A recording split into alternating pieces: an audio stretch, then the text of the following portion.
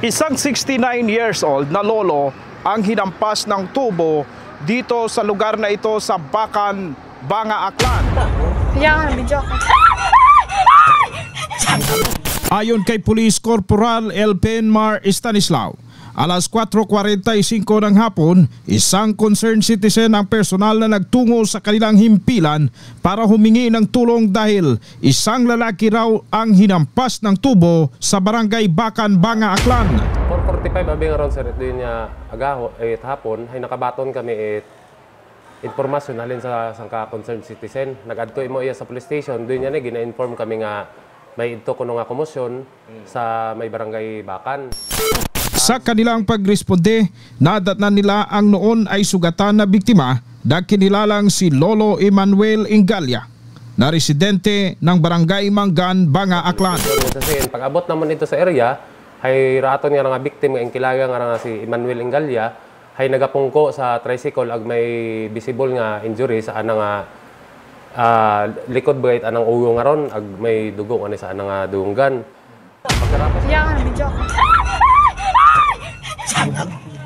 Ayon kay Police Corporal Stanislao, agad na lumapit sa kanila ang isa sa mga nakasaksi sa insidente at ipinakita ang kuhang video nito, kung kaya't agad nila na nakilala at naaresto ang suspect na si Joey Bolina. May nagsuod kamon nga sangka concern citizen man nga nakakita ag witness baga nanaro yun nga natabo or nya pagpanakit. Aghabuan pag din nanat video. Kung sa sayin pagka kuha namon ito video, review namon to video, hay ro ato nirang suspect, hay kumbaga, hakilanan niya gaya namon. Dahil pamilyar abi imaw, dahil raya abi nga atong suspect nga si Joey Bolina, hay gabaligya baboy ba sa sa Banwa Banga. Sa malalimang investigasyon ng Banga Police Station, sakay raw ng tricycle si Lolo Emmanuel mula sa Bacan patungong poblasyon. Umiwas raw ito sa lubak na bahagi ng kalsada, kung kaya't muntikan na raw na makabanggaan ang suspect na nakamotorsiklo. Dito na hinabol raw ng suspect si Lolo Emmanuel at inabutan sa lugar na ito. Batay sa nakasaksi, agad raw na bumaba sa motorsiklo ang suspect at sinuntok ang biktimang si Lolo Emmanuel. At mo sa poblasyon ba nga, ugaling nga nag-iwas kuno mo sa lubak. Kung sa siin, kurot yang kuno hibungguan. Kumbaga, kurot sanda mag-clash, mag-collide, aton nga nga suspect. Kung dahil nga sa under influence, itaning ininom aton nga nga suspect, ay naingit siguro imaw, gusto na nga kumprontahon do atong biktima nga ra. Doon niya ingagas na narayang atong biktima. Pag-abot di karon sa may printed ay los nga baraka una sa kung sa niya ni nanabo ay kumbaga matsa inggit-git na para mapapundo imaw. Pagkatapos naog raton nga suspect sa nga gina maneho nga motor aging kumpunta ra aton nga biktima. Ugaling dahil gani sa ininom siguro sa nga kon man sa pag-approach man hay nagkuan sa taning mainit nga argumento. Kung sa CNB sa aton nga witness, ay pagpanaog kunot motor aton nga suspect, pagsuod na, ay insigida kuno na nga tinugok. Pero aton nga driver, tricycle atong biktima nga ra.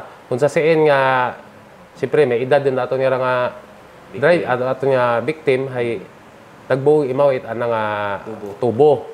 O galing, siyempre sa kagagko man aton nga suspect ay habiraga ginanaro tubo. Ako sa inyo ni bunay na naraya sa anang dughan ag saka sa anang ugo. Nagtalikod ako no si tatay. Siyempre wa niya ni nailait abong gulo. Pagtalikod ako no ni tatay ay anat ako nung ninakaras tatay ag iya na tabaka say tama gid man sigusugod ni tatay kasi iya itatay mga lastro sa likod do. Iya kabubaho iya tas dugoan ng iya.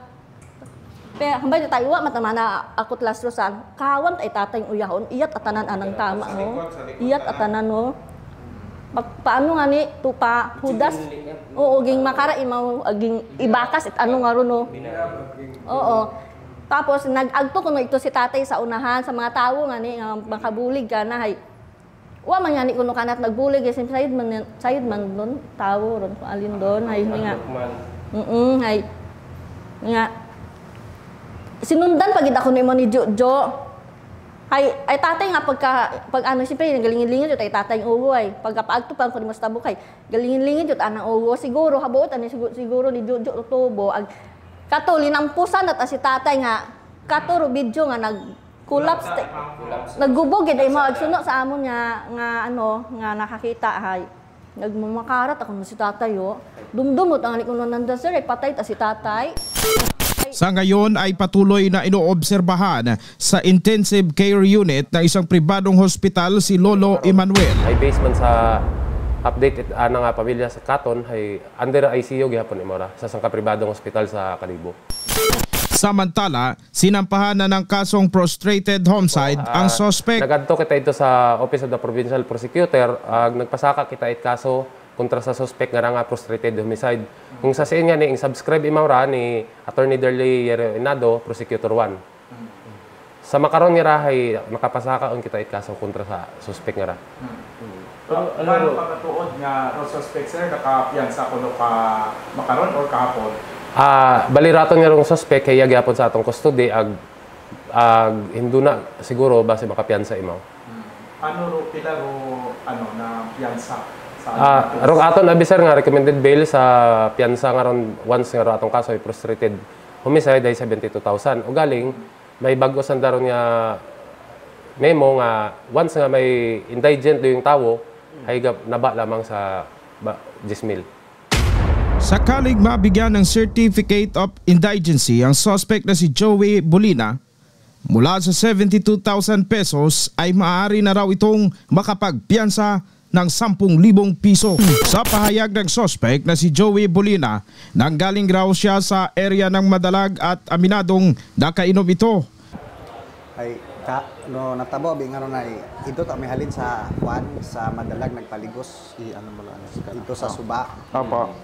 Ay naginom-inom magamit ito Juan tunga malangani sa kahon nga Red Horse ay wa man ngani namon maubos ay nagsampiro ko mauli magamigon hapon yung abi gap so pa alas 5 man tuon pag-abot o nasa Bakan nga sa may pagdating raw sa Barangay Bakan malapit sa Barangay Hall mula sa luubang kalsada ay lumabas raw ang tricycle sa highway pero dahil malubak ang daan ay umiwas raw ito at napunta sa kaliwang bahagi ng kalsada. What imo nagdiretso ri kato sa tuo nga dagan ay puro nga nito mga lubak-lubak nga ni nga to. What imo ri kato nag-agi iyat imo sa nagpawagat ay mawo ba nagsubgang tabo imo sa ano sa pawagang nga dagan.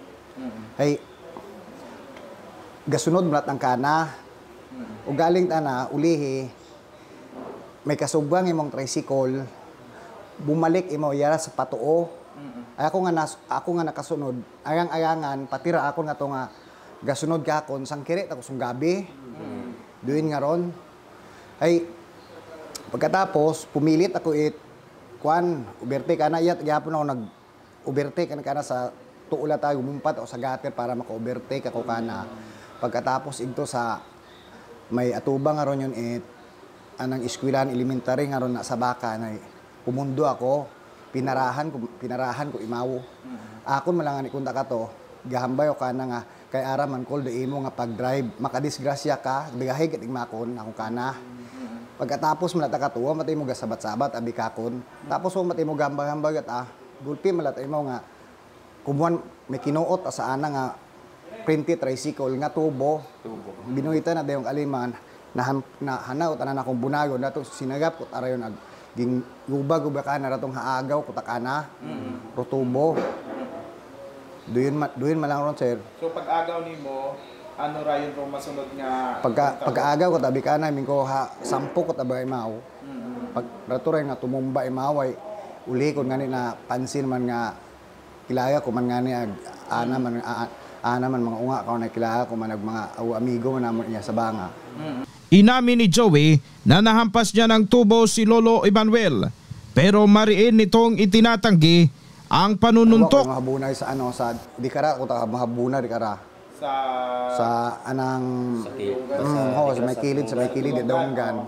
Pero ano ra sir ginhungod mo o medyo na ano kalat imo nga hahampak mo ta imo sa ugo na. Ako abi ato mi ko sa ngayan nga duhin abi nga sitwasyon nga to, wa man kita naila nga kita pero isakit man abi. Oo.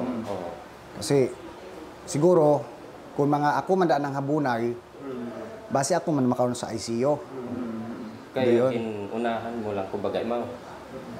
Wa ko man mo pagunay, haagaw ko katakana. Oo. Ag tapos sa iratuloy nga piniktusan ko man natay mauman. Dahil kung bunay nga minatoda ako nga to, base ko nabasag dra uwo. Duin nga ron. Pero ano ka matuod nung aligasyon nga matsagin kung po pa imo yang kara sa liog agin binayo mo pa kuno. Wa uta ko ng kabayo. Wa. Akon pa kung may mga CCTV nga ni una daw na randang o ginambay mapatunayan ko kung may CCTV ang dahil akon bago doon nga video bi utod aron nga patapos yo ta. Labis raw na pinagsisihan ng suspect ang nangyari. Nabigla lang raw siya ng mga oras na yon. Kasabay dito ang paghingi ng tawad sa mga pamilya ni Lolo Emmanuel. Nagnuo man ako, kabubaho man ang pagnuo dahil siguro sa sitwasyon nga to ay ko hagulpihan man ako. Gapangayo gid ako kanang kabuabo nga pasaylo ag kunta man ay si uncle nga to ay dapat ay makasurvive man ba imo nga magmayad ag makahambay pa ba na mangayo ako sincero nga pagpangayo pasensya ka na pagpatawad. Ito ang PBB News Online.